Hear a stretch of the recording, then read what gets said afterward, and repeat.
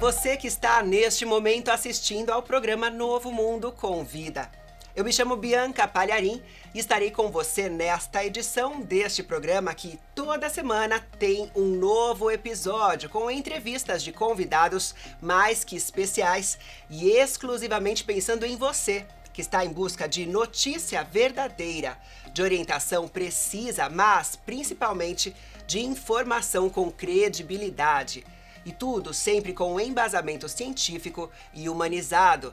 Cada novo programa tem sua exibição toda quinta-feira às 17 horas, com reprises às sextas, sábados e domingos. No programa Novo Mundo Convida você encontra e se atualiza sobre saúde mental, dependência química e diversos outros temas relacionados. Fique com a gente então e acompanhe!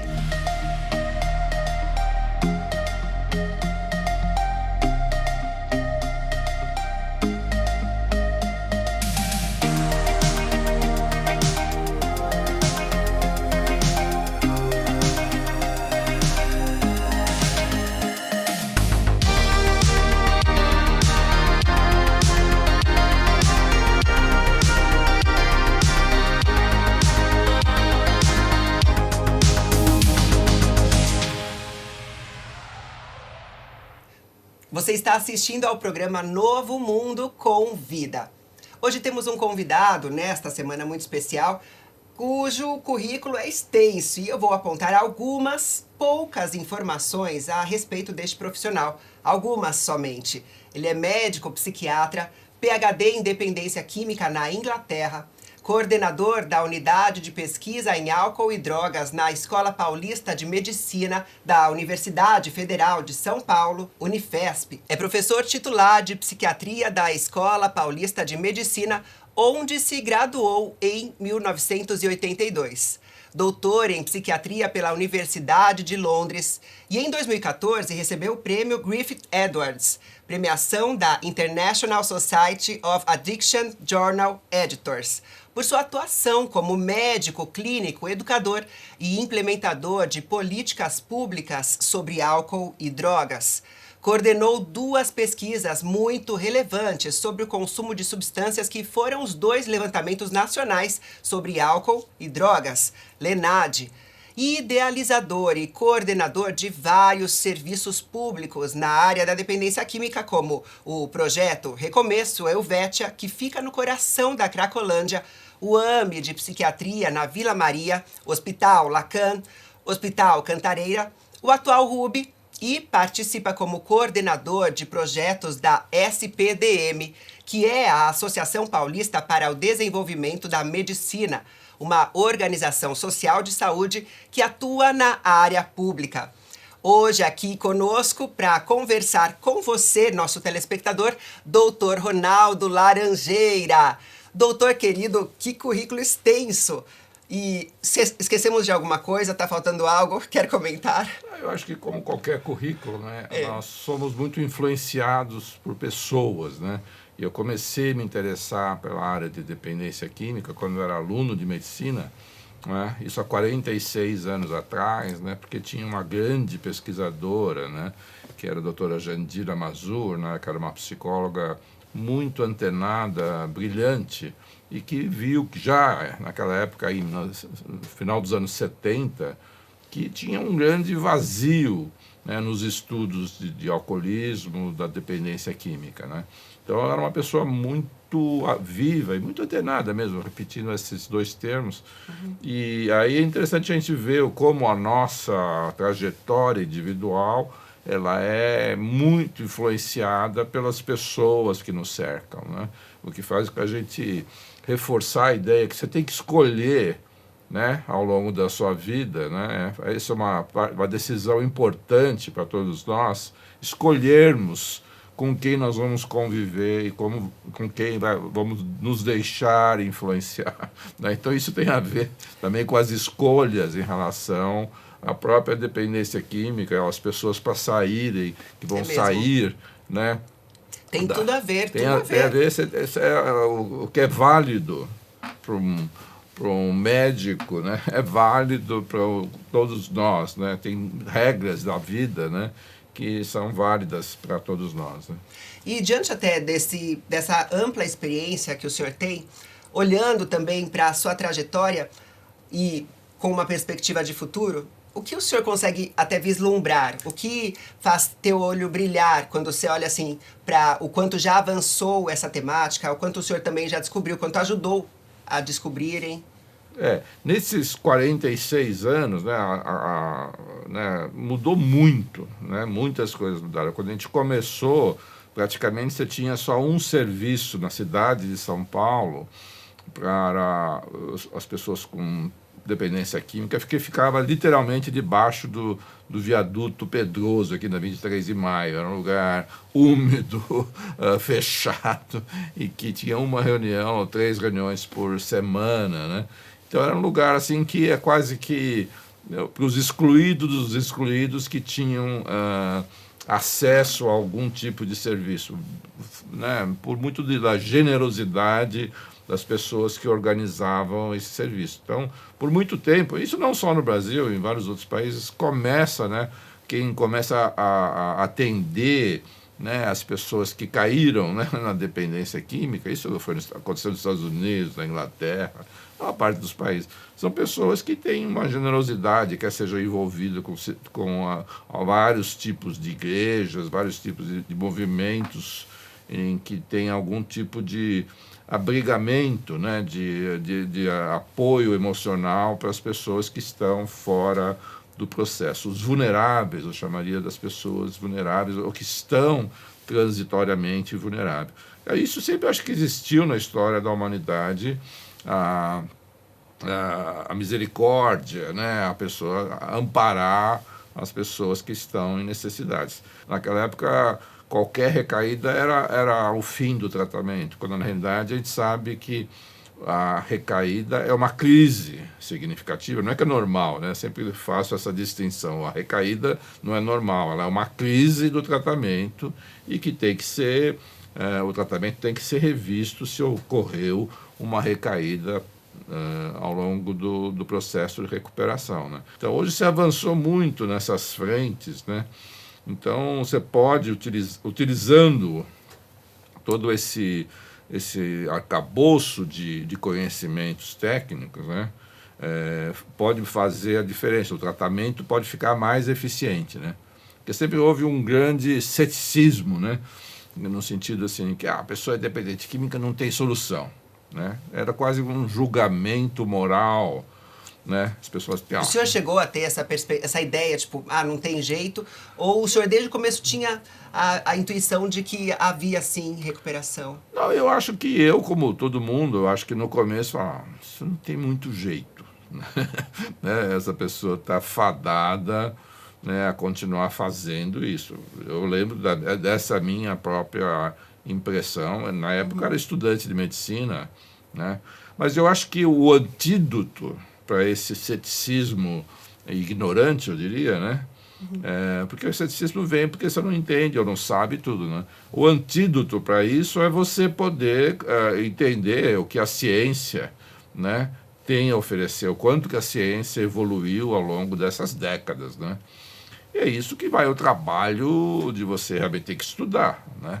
Por isso que os profissionais que atendem na área, eles têm que ter uma formação sólida, né? Isso, para mim, ao longo dos anos, eu criei vários cursos ao longo desses anos todos, cursos de especialização. Fora diversos livros também. Se você falar aqui, a gente ficava até amanhã, mais ou menos, só na parte porque eu acredito de que se não houver maior conhecimento técnico dos profissionais, né, as pessoas estão lidando com algo que a gente chama de doença complexa, né? A dependência química é uma doença complexa, né? Poderíamos falar aqui a hora sobre o que significa isso. Mas a gente tem que entender que é um comportamento complexo e vira uma doença complexa. Então você não vai tratar uma doença complexa só com boa vontade. A boa vontade serve para muita coisa, mas ela não vai servir para você fazer o diagnóstico, ou entender a complexidade do caso, ou entender o quanto que o tratamento possa ajudar, ou como ajudar, qual é a estratégia de curto prazo, qual é a estratégia de médio prazo. E no caso da dependência química não é diferente. Lógico que é um conhecimento difícil de você... O conhecimento todo está disponível para qualquer um, né? Está lá na internet, só que você tem que ter uma disciplina, ter na internet tem muita coisa também, né? Tem muita coisa de ruim, muita coisa... Eu acompanho isso, por exemplo, na área da maconha, por exemplo. 99% das informações que estão disponíveis na internet são erradas, né? E alimenta, muito principalmente da população jovem, né, de ter acesso a uma informação de má qualidade do ponto de vista científico, né? Então, nem tudo que está na rede disponível, né, você acha que possa ser de qualidade. Na realidade, dizem que mais da metade dos conteúdos na internet é de pornografia, por exemplo. Não quer dizer que você vai ficar lá vendo sobre pornografia, né? Porque tem lá, sei lá quantos bilhões de coisas relacionadas a conteúdos inadequados, ou conteúdos empobrecidos para a humanidade. No caso da dependência química não é diferente do meu modo de ver. Tem muita coisa, né, que não tem a ver com a saúde, né, com o crescimento individual, quer seja da pessoa que está se expondo ao consumo de drogas, às suas próprias famílias, né? Eu acredito muito de que as decisões dos indivíduos, né, em termos da sua autonomia ao longo do tempo, né, isso vai contribuir para uma harmonia das próprias famílias, né? Então a gente não pode esquecer isso. Eu insisto muito nisso. Para cada usuário de drogas, você tem 4 pessoas afetadas, né? E às vezes, quando você vê as pessoas afetadas, né, molda a percepção que a gente tem. Por exemplo, agora eu estou buscando informações. Aqui na cidade de São Paulo, você tem 200 abrigos para crianças que foram abandonadas pelos pais. Uma parte muito substancial dessas crianças são devido a pais que eram dependentes químicos. Teve pais. Então, quando você vê esses casos, você fica com uma outra dimensão. E até por conhecer, né, tá ali no campo. Lá e você vê a criança, né, você vê uma criança cujo pai, num ataque psicótico devido ao uso de substância, furou os 2 olhos do bebê, né, você fala... Você fica com uma visão, né? Você não fica com uma visão de gabinete, né? Ou do jornalista, às vezes, que ficam lá atrás de uma mesa e fica com uma ideologia sobre a maconha, né? Meio glamorizando uma droga. Né? Como eu sou da saúde e fico na linha fico na linha de frente, né? E eu convidaria qualquer um a não acreditar no que eu estou falando. Vai lá e vê, né? Na cidade de São Paulo são 200 abrigos. Vai lá falar com aquelas crianças. Quando você vai lá e vê, né, o impacto nos filhos dos dependentes químicos, que no caso de uma região pobre, né, no Jardim é o vulnerável do vulnerável, né? Quando você vê esse tipo de população extra vulnerável em decorrência do uso de substância, eu não consigo ficar blasé, né? Falar, não, tanto faz, vamos defender o uso de maconha, o álcool é uma maravilha. Como médico, na minha condição, e eu insisto nisso porque eu tenho a formação médica, exerço a medicina, né? Eu sou essencialmente um médico envolvido com a psiquiatria da dependência química. Essa é a minha especialidade, né? Quer dizer, de tudo isso, eu acho que eu falo de vários assuntos sobre a dependência química, mas na essência eu sou um médico psiquiatra, sou professor titular de psiquiatria, né? mas que eu faço essa Tem interface... experiência de campo, né? De ver acontecer. Ver essa interface, né? Entre alguém com transtorno mental e que faz uso, ou começou a fazer uso e ficou com transtorno mental, ou tinha um transtorno mental que foi agravado pelo uso de substância. Essa conversa está apenas começando. Fique conosco que voltamos em alguns instantes com o Dr. Ronaldo Laranjeira.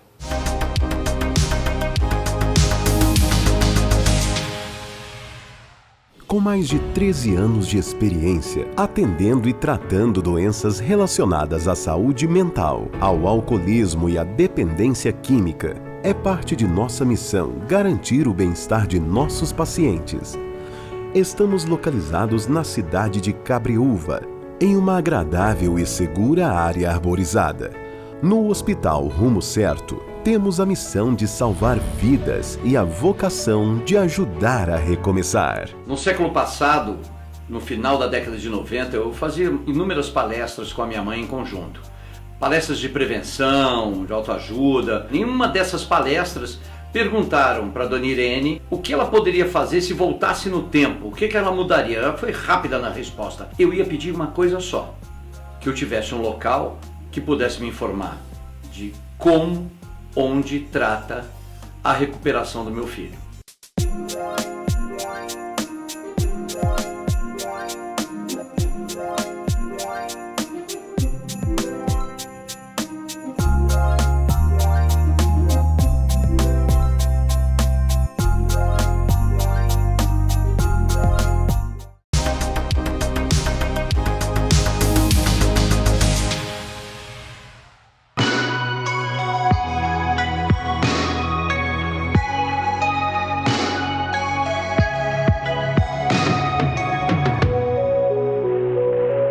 Olá, tudo bem? Sejam bem-vindos. Hoje eu já sei sobre o que vocês querem que eu fale. Tratamento humanizado. E eu vou contar para vocês. Existe. É possível fazer um tratamento muito bacana falando desse assunto.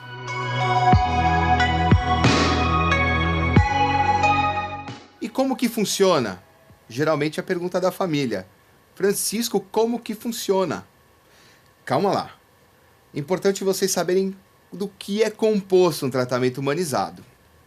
Família muito alinhada com uma equipe profissional, técnica e pronta para quê? Para abordar o paciente. Porque nessa questão do tratamento humanizado, o paciente é protagonista, ele faz parte. E ele precisa ser incluído nesse time, nesse jogo. Veja bem, a angústia da família numa ligação. Pessoal, ele vai me ligar hoje. O que eu faço? Nossa, temos uma visita. Devo ir ou não? Eu sei, vocês sabem. Já não é de hoje essa dúvida. Porém, a forma de atuação pode ser uma novidade. Então vamos lá. Quando uma equipe profissional te convida para uma visita, é porque ela vai conduzir, ela vai direcionar, vai dar tudo certo. E se para você, familiar, não der certo, você se sentir muito nervoso, muito ressentido ainda com tudo que aconteceu, não se preocupe. Como eu já falei num outro bate-papo nosso, isso é material para o profissional trabalhar. Então vamos lá, recapitulando. Tratamento humanizado é quando uma equipe pronta para atuar está junto com uma família também pronta para investir a sua energia com o sucesso do paciente, do seu ente querido. Não se esqueçam, existem altos e baixos. O paciente está sendo inserido em algo novo. Mas vale a pena tentar. Muita coisa melhorou, não se esqueçam, nós estamos em 2023. Profissionais se especializaram, estudaram, novas equipes foram construídas e você pode encontrar isso hoje no Novo Mundo. Fique com a gente, te vejo semana que vem. Até lá, um grande abraço.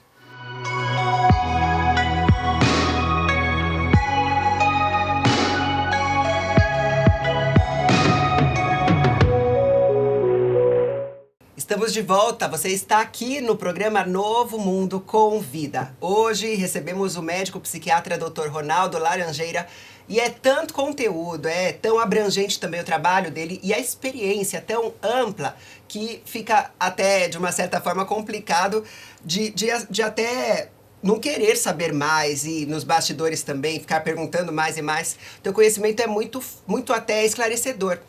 E até pensando em esclarecer, sabendo que temos aqui telespectadores que estão chegando nesse tema da vida agora, porque a vida está forçando a isso.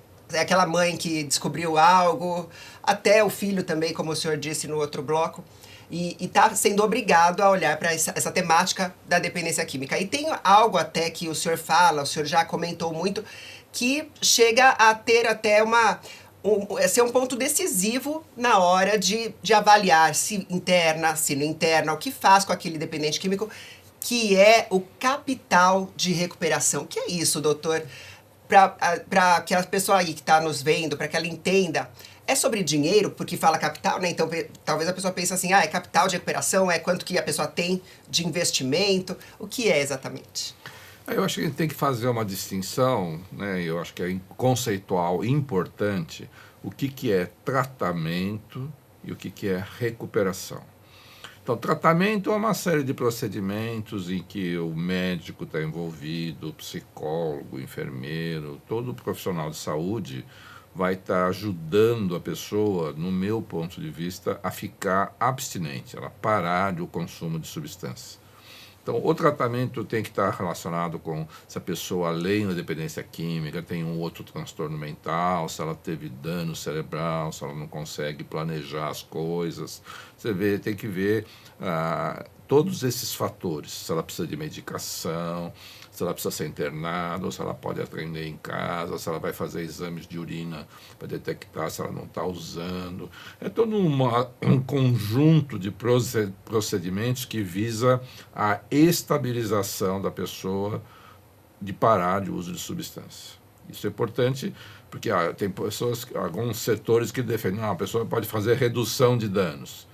A pessoa de redução de danos nunca vai se estabilizar. Se a pessoa continua usando drogas, mesmo que sejam menores quantidades, ela vai sempre ter um nível de instabilidade. E de uma certa forma até, doutor, talvez idealizando, né? Meio que olhando para a droga como aquela solução. Como fazendo parte da solução. Sim. E eu, do meu modo de ver, com todos esses anos, essas décadas de trabalho, eu não acredito na redução de danos. A não ser que a pessoa opte, ou a família opte, para a cronificação.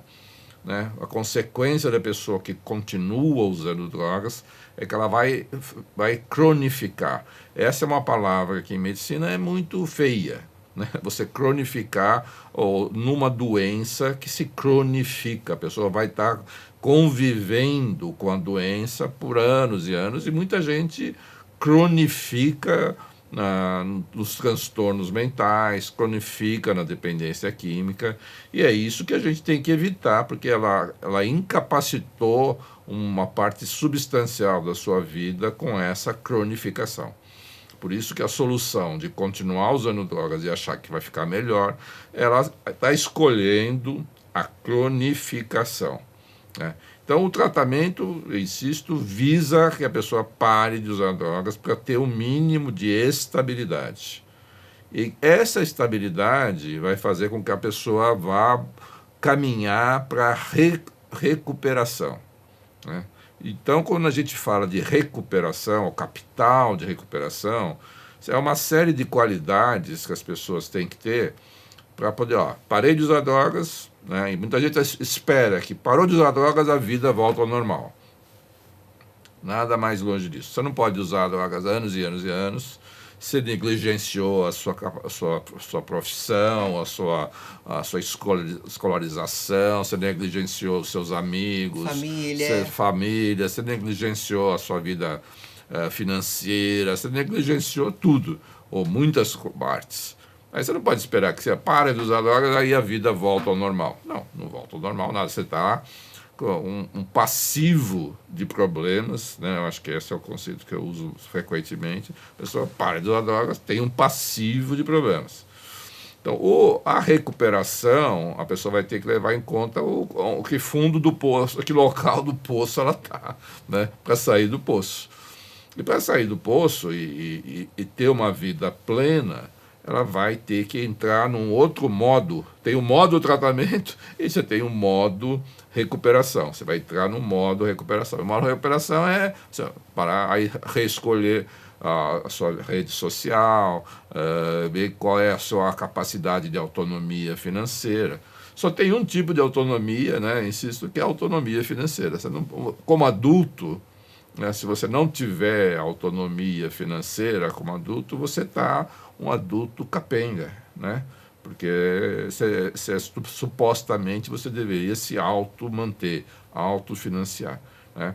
Então você tem a recuperação, né? A pessoa tem que redimensionar, né, a sua expectativa em relação às drogas, né? Então, quem mais faz esse processo de recuperação são os próprios alcoólicos anônimos, a narcóticos anônimos, que só um dia de cada vez, mas você tem que reconstruir a sua vida, né? Na essência, né? Reconstruir a sua autonomia, você tem que ficar em paz com a escolha de que você não pode usar mais drogas, né? Tudo isso, né? Você fala que a pessoa entrou no modo de recuperação.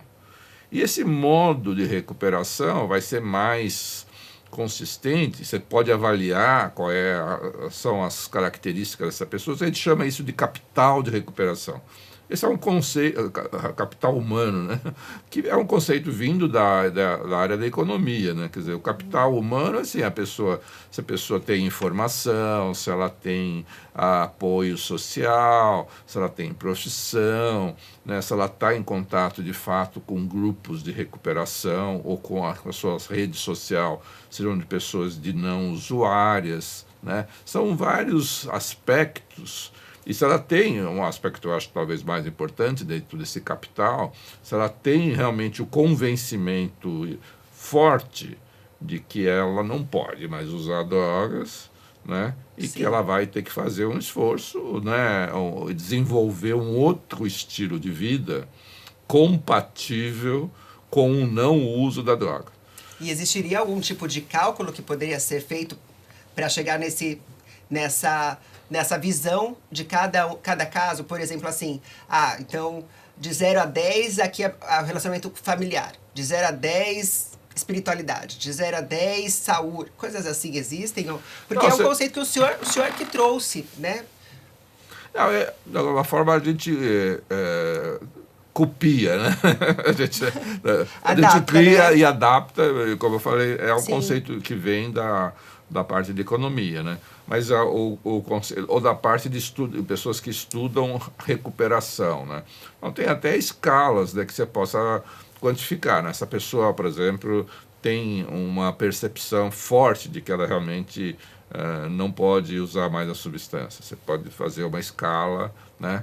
Qual é o apoio efetivo da família? E a gente não pode desconsiderar o desgaste que a família tem, ou está. A pessoa fica anos e anos e anos, e a família pode apoiar. Adoece junto também, mas né, doutor? adoece junto ou está desgastada juntos, né? Então você não pode esperar de uma família, depois de anos e anos e anos de insucesso no tratamento, que essa família esteja plena. Ela pode estar plena. Isso foi a primeira internação, em muitos casos, né? Já depois da 20ª. Da 20ª, a família está desgastada. E existe, né, doutor? Opa. Existem quem chega na 20ª, 30ª, e quem não vai parar nunca, né? Dá a impressão até. Então, assim, a família está desgastada. Sim. Sempre. Então, ela tem que... Não é só ser renovada. A gente tem que, como profissional, você tem que saber o quanto realmente você possa contar com a família ou não, né? Tem muitos casos... Né? Já aconteceu, doutor? Imagino... mais de 40 anos de experiência. Agora, casos em que a família atrapalhou mais do que tudo para muitas vezes, né, se a gente for ver as pessoas que estão na Cracolândia aqui de São Paulo, a família não aguentou, né? Então você não pode contar, na grande maioria, para tirar essas pessoas da rua, da Cracolândia, porque eles têm um capital de recuperação muito baixo, né? Eles tiveram dano cerebral, tem dano físico. Tem muitos deles que não lembram nem mais como escrever o seu próprio nome. Né? E se for oferecer qualquer tipo de ajuda, eles saem correndo, não quer ajuda, não. Né? Então tem toda a ambivalência que a gente chama de quer ajuda, mas não quer, é difícil abandonar aquele tipo de estilo de vida, né? Então, você tem que... O tratamento tem que estar ligado, né, com a recuperação, porque a recuperação é de médio prazo, né? O tratamento ele é mais agudo, por um período de alguns meses. Tem alguns meses a gente tem que visar uma estabilização. A recuperação é por anos, a gente tem que medir em anos, né? A pessoa sair de um estilo de vida de uso de drogas, com todas as consequências físicas, mentais, por exemplo, sei lá, para dar um exemplo, na Cracolândia, 15%, 20% das pessoas que estão lá têm tuberculose. A recuperação e o capital de recuperação, a gente tem que entender como um longo processo que a pessoa, o indivíduo que vai ter que administrar esse capital de recuperação. A parte do tratamento visa dar substância que a pessoa ela vai ter que gerenciar a sua própria vida, né? No final das contas, é ela que vai, se ela vai sair da dependência química, ela vai ter que cultivar essa autonomia e esses recursos pessoais, familiares e profissionais que ela possa ter para dar sustentabilidade à recuperação. Então, o capital humano vai entrar dentro desse conceito de uma recuperação mais sustentada, né? E diante até da tua experiência, o que o senhor consegue enxergar como... Eu vejo esse elemento como chave em toda a galera, todo o pessoal, as pessoas que eu vejo se recuperaram, né? Então, aquela parcela dos teus pacientes que estão hoje em recuperação, há algo em comum, né, dos diversos pacientes? Olha, esse é um assunto que eu realmente me interesso, né? Eu cheguei até a escrever junto com o Hugo Leal, que era um dos criadores dos Alcoólicos Anônimos aqui em São Paulo. Era um grande homem, e eu gostava muito dele, infelizmente falecido, né? Mas nós criamos um livro até que chama Sabedoria da Recuperação, que fundamentalmente a gente entrevistou mais de 40 pessoas que estavam abstinentes por mais de 10, 20 anos, né? Então esse é um projeto que eu continuo tendo, porque eu acho que essa é a questão mais significativa, porque algumas pessoas, apesar de saírem de um patamar de deterioração humana muito grande, eles conseguem voltar a uma vida, né? A maioria deles tinham participado de grupos de autoajuda, né, vestido a camisa, né, a gente chama assim, né, vestido a camisa do grupo de autoajuda, né? Eles tinham desenvolvido a capacidade de persistência, né? Porque ao longo do caminho, né, de uma recuperação longa, ninguém se recupera sem tropeçar, né? E as pessoas convivendo com muita dificuldade, sei lá, econômica, de ceticismo social em relação a ele. Então a autoestima tem que ser trabalhada de uma forma persistente, a pessoa tem que confiar na sua própria recuperação. Então essas características, né, dela, pelo menos fazer um primeiro passo no sentido assim, eu sou impotente em relação a isso daí. Ele tem que se convencer, né, de que ele não... O autodiálogo, né? A vida, essa vida... conversa mental. Então, é isso que vai dar sustentabilidade, vai criar essa sabedoria da recuperação no médio e no longo prazo, né?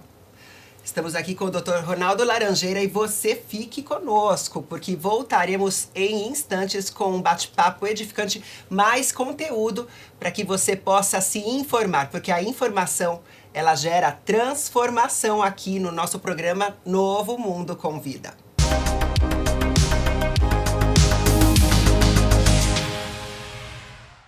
A Clínica Elimos apresenta o amor de verdade no nosso ambiente de tratamento. Acreditamos que o amor e a ciência juntos são capazes de transformar o indivíduo e proporcionar uma vida boa de ser vivida.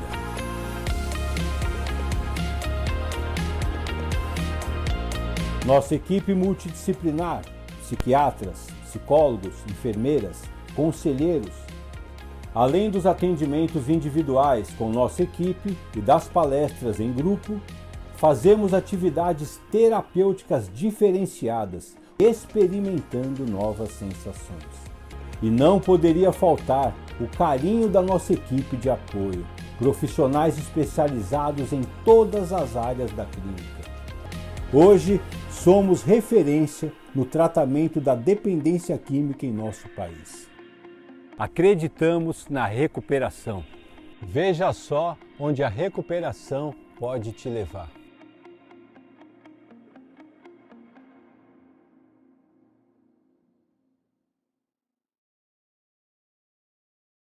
Com mais de 13 anos de experiência tratando doenças relacionadas à saúde mental, dependência química e alcoolismo, contamos com um ambiente confortável, seguro e metodologia avançada. Estamos localizados na cidade de Cabreúva, em uma agradável área arborizada. No Hospital Rumo Certo, temos a missão de salvar vidas e a vocação de ajudar a recomeçar.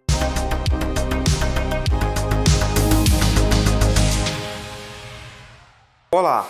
Todo dia chega no meu escritório a seguinte indagação: aonde eu posso internar meu ente querido, meu familiar? Quais os tipos de internações? Quais as instituições que podem atendê-las? Eu venho aqui hoje, de alguma forma, para que você que está passando por esse momento difícil tenha uma noção, uma consciência dos ambientes e os tipos de internações que você pode escolher.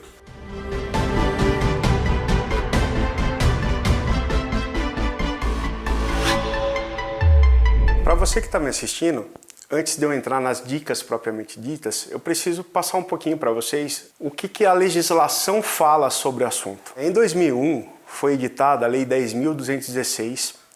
Essa legislação ela trouxe um novo paradigma na área de saúde mental, né? Foi a lei antimanicomial. Ela trouxe 3 modalidades de internação: a internação voluntária, a internação compulsória e a internação involuntária, que hoje é a mais questionada. Vou falar uma coisa para vocês que poucas pessoas sabem, mesmo os profissionais da área. Há uma diferença entre internação e acolhimento. Você sabe por quê? Internação é ato médico, só pode ser realizada em instituições de saúde ou hospital geral. Já o acolhimento, que é o mais comum na área de dependência química, principalmente, é realizado nas ditas comunidades terapêuticas. Essas regidas pela RDC 29, com um regramento totalmente diferente das instituições que trabalham com a modalidade de internação. Agora que você já sabe que há uma distinção entre internação e acolhimento, eu vou dar um toque. Isso serve tanto para o acolhimento quanto para a internação. Sempre lembrando que internação, ato médico, feita em unidade de saúde ou hospital geral. Importante lembrar que em ambos os casos, tanto na internação quanto no acolhimento, essas modalidades são a última instância do tratamento. E não esqueçam, essa recomendação está tanto na Lei 10.216 quanto na Lei 11.343 de 2006, que foi alterada agora recentemente em 2019 com a nova política de drogas. Agora vamos começar com os tipos de internações. Vamos começar pela mais fácil, que é a internação voluntária. É aquela que a gente espera crítica pessoal do usuário, aquela que ele procura o tratamento, que ele vai até um hospital ou uma comunidade terapêutica e se coloca nessa disposição, sem qualquer interferência familiar ou externa. Outra modalidade de internação é a compulsória. Por quê? Essa modalidade ela é determinada pelo juiz. Ela pode ser feita a pedido do familiar ou até mesmo do Ministério Público.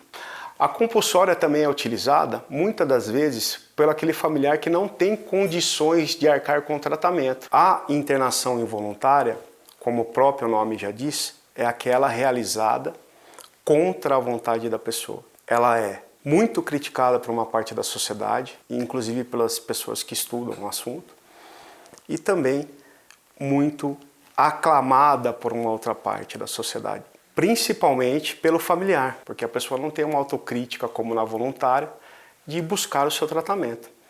Como jurista, trabalhando há muito tempo na área, eu vou falar aqui para vocês Eu defendo a internação involuntária. Eu acho um ato de amor, como já falei, baseado na legalidade e partindo aí dos direitos fundamentais da pessoa. Para mim, sempre deve se sobressair o direito à vida em detrimento do direito à liberdade, neste momento. Em 2019, houve uma alteração legislativa que instituiu a nova política de drogas em nosso país. Lembrando ainda, até pela distinção inicial que nós fizemos entre internação e acolhimento, que não é possível internações em comunidades terapêuticas e as internações devem ser obrigatoriamente realizadas em instituições de saúde ou hospitais gerais. Agora, no caso de internação, aqui falando da involuntária e da compulsória, não. O prazo máximo que eu posso manter uma pessoa nesse sistema é de 90 dias. Espero ter esclarecido, ajudado vocês e até o próximo programa.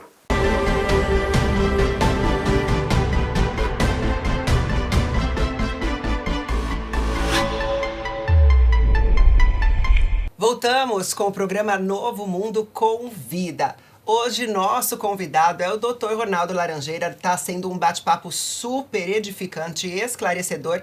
E há também informações, porque ele está ali do lado de dentro de uma novidade, que é o hub de tratamento dos usuários de crack que estão ali espalhados. E todo dia tem polêmica com o pessoal ali da Cracolândia. Eu vejo que ainda é um tema tão delicado e tem todo tipo de ponto de vista. Esse é o hub de tratamento, não é? De ajuda aos usuários de crack e outras drogas. O crack ele é tão terrível que mereceu até, né? Tá dentro do nome, né, doutor Ronaldo?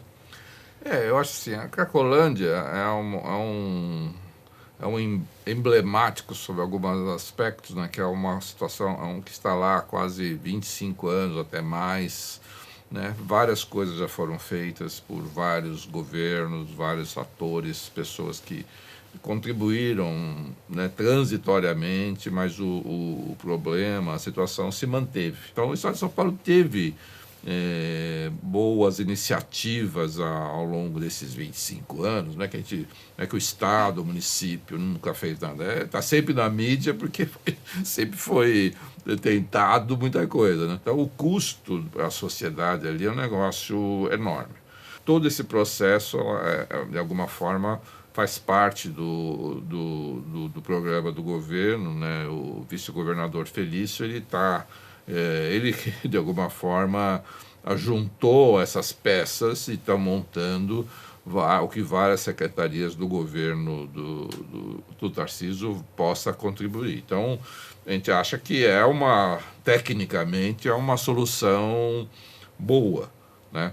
Então, o hub ele é um pit stop, né? Quer dizer, é um lugar para a pessoa parar, ser avaliada, e aquilo que eu já mencionei, as pessoas têm tuberculose, têm sífilis, elas chegam num estado muito deteriorado, muito vulnerável.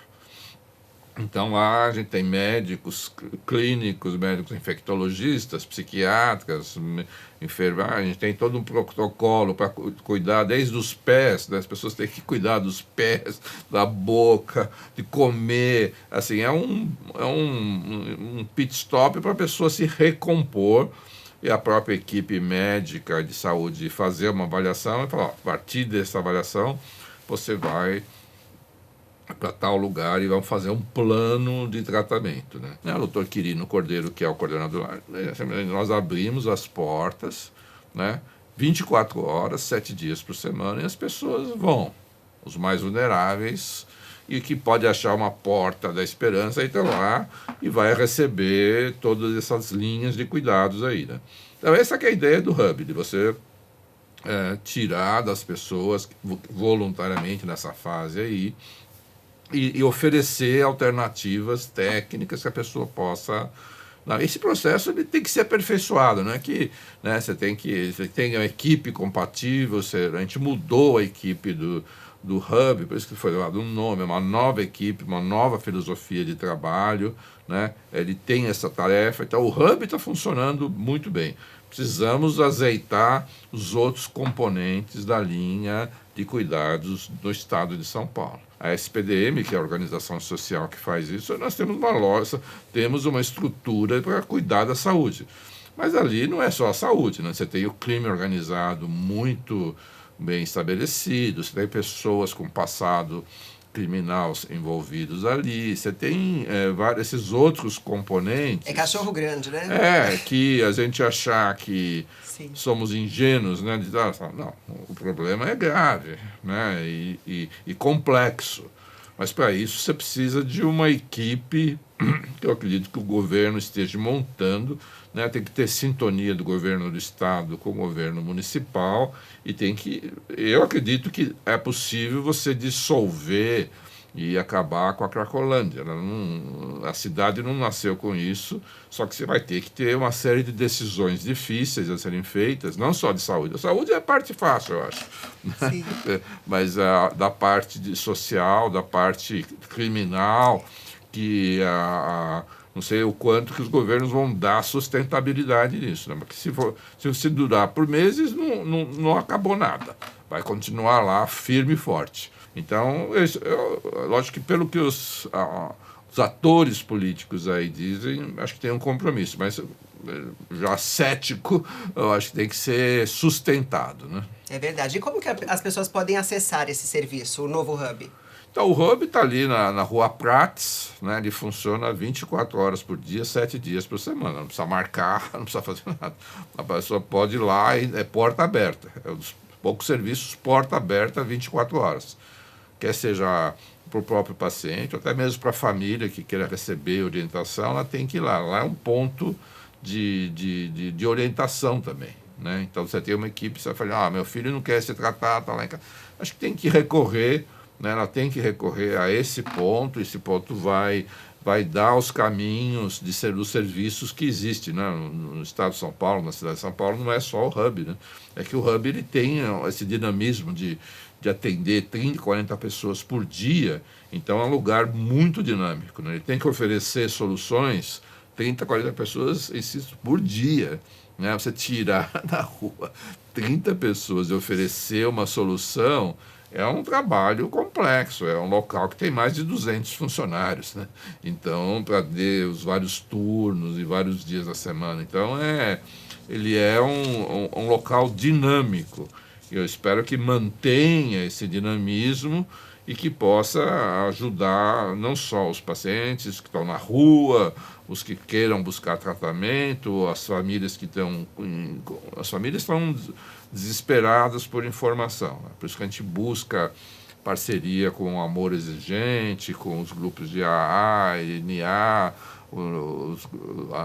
Alanon. Eu acho que o objetivo e a filosofia do serviço é fazer ligações com o setor que ajuda, né? Ajuda e muito, né, dentro dessa área, né? Doutor, eu vejo também cada vez mais crescendo essa temática do TDAH. E o quanto que muitos médicos, eles logo já recomendam, até para crianças, medicações muito fortes, controladas. Qual a sua visão sobre isso? O senhor acha que isso pode ajudar ou contribuir com o desenvolvimento de uma dependência química? Os estudos mostram assim, que a pessoa que tem déficit de atenção, né, que é o transtorno de déficit de atenção, né,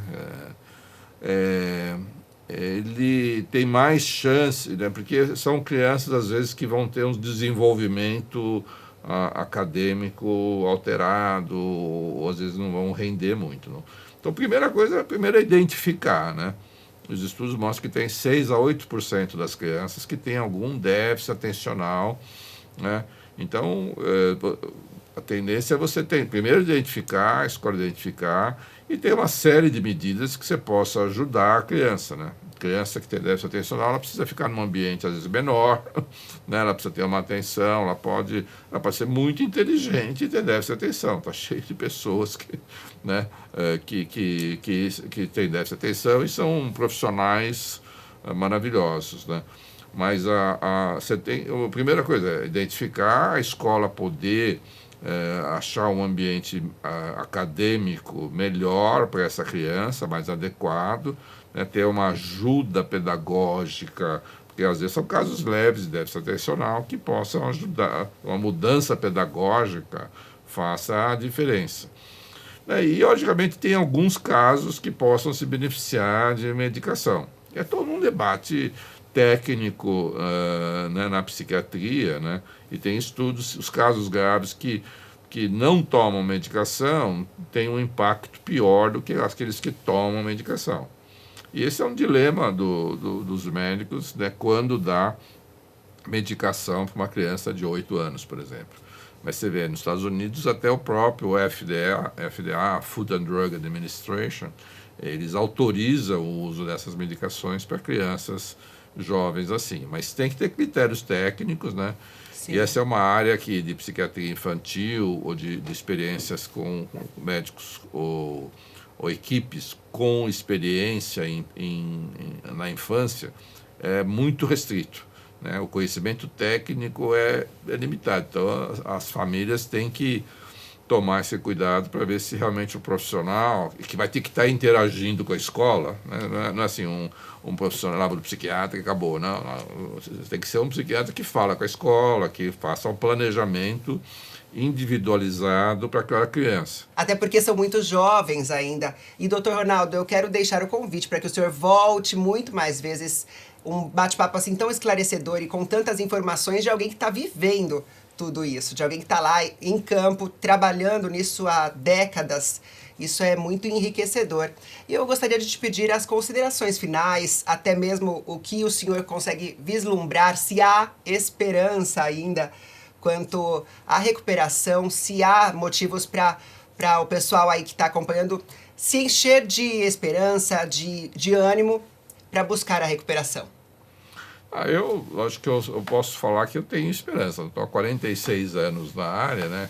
E me sinto esperançoso, né? E sinto que o que eu faço e fiz nesses 40 e tantos anos produziu um bem, né, para muita gente, né? Quer seja na minha atividade individual como médico ou na minha atividade como organizador de serviços públicos, principalmente, né? Então, eu acho que o futuro é você organizar melhor os serviços com melhor qualidade dos profissionais. Isso faz a diferença. Como toda doença complexa, você tem que ter serviços que tenham formação complexa com um nível compatível com a complexidade da doença. Se nós não investirmos em qualificação dos profissionais, aí a coisa não vai para frente. Mas essa é uma parte chave. Outra parte chave, do meu modo de ver, é você usar as tecnologias de informação, por exemplo, como a inteligência artificial, né, a telemedicina, das pessoas terem mais acesso aos serviços. Quer seja o serviço de orientação, por exemplo, você facilmente poderia fazer melhor orientação às famílias através da telemedicina. Isso não é uma coisa que custa muito dinheiro, é uma inovação, um aperfeiçoamento daquilo que possa ser feito, né? Então, e você ser um pouco mais específico em algumas áreas que estão descobertas, né, na área de organização de serviços. Por exemplo, nós não temos na cidade de São Paulo, no estado de São Paulo, um serviço grande sobre alcoolismo, por exemplo. Quando, na realidade, o problema do álcool ele supera em termos de violência doméstica, violência contra a criança, violência no trânsito, violência urbana, vários tipos de violência. O álcool ele ainda não está sendo atacado tanto ou oferecido proteção para as famílias com problemas com álcool tanto quanto ele merece, né? Então eu acho que o futuro são aperfeiçoamentos daquilo que a gente está começando, né? O Estado de São Paulo tem tecnologia, tem recursos, né, tem pessoas que possam ajudar dentro desse processo, né? Eu espero que tenha organização social, né, organização da interação entre o governo do estado e o governo do município, que tenha, que consigam se falar, né, junto com os profissionais para poder fazer uma política consistente no estado de São Paulo, pelo menos, que é onde a gente tem mais poder de influência, né? Sim. Te agradeço muitíssimo pela presença aqui em nosso programa, Dr. Ronaldo Laranjeira. As tuas redes sociais também estão aparecendo aí. Siga, acompanhe, comente. E o nosso programa Novo Mundo Convida vai ficando por aqui. Hoje falamos sobre tantos temas relacionados à dependência química com o médico psiquiatra, o Dr. Ronaldo Laranjeira. E a entrevista maravilhosa, ela fica disponível também nas nossas plataformas, nas redes sociais. Compartilhe porque ele é autoridade no assunto e ele realmente trouxe aqui algo para edificar você que está passando por esse problema, você que teve esse problema e hoje quer atuar nessa área. E em breve a gente volta novamente aí com mais bate-papos exclusivos. Muito obrigada pela sua presença. Chegamos ao final de mais uma edição desse programa. Fique com Deus. Até a próxima. Tchau.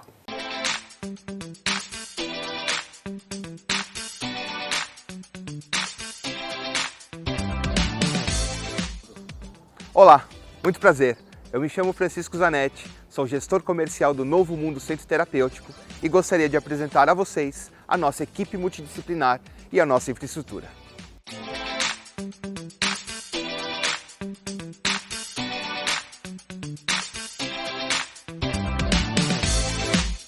Eu sou Ana Lisboa, Master Coach de Vida e Carreira, consultora de RH e especialista em empregabilidade. Eu estou aqui para falar do Novo Mundo Centro Terapêutico. Aqui eu componho a equipe ajudando os nossos clientes a integrar a vida profissional à vida pessoal.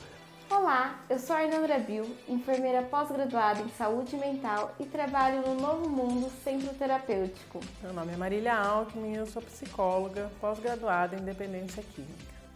O paciente que procura o Novo Mundo Centro Terapêutico, ele sim vai fazer a desintoxicação e sua reabilitação, mas também a reinserção social. Seu home office, atividades externas acompanhados por profissional qualificado e especializado. Olá, sou Daiana Camargo, professora do estúdio Priscila Gonçalves, parceria com o Novo Mundo Centro Terapêutico. Sou Fabiana Roldan, trabalho no Novo Mundo Centro Terapêutico, desenvolvo o papel de concierge, atendendo todas as demandas dos nossos pacientes e familiares. Meu nome é Claudio Pelisson, sou diretor-geral aqui do Novo Mundo Centro Terapêutico e nós desenvolvemos e aplicamos uma metodologia inovadora e exclusiva. Nós temos como base os princípios da individualidade e da interação social. Nós não acreditamos que o isolamento social seja produtivo para o tratamento.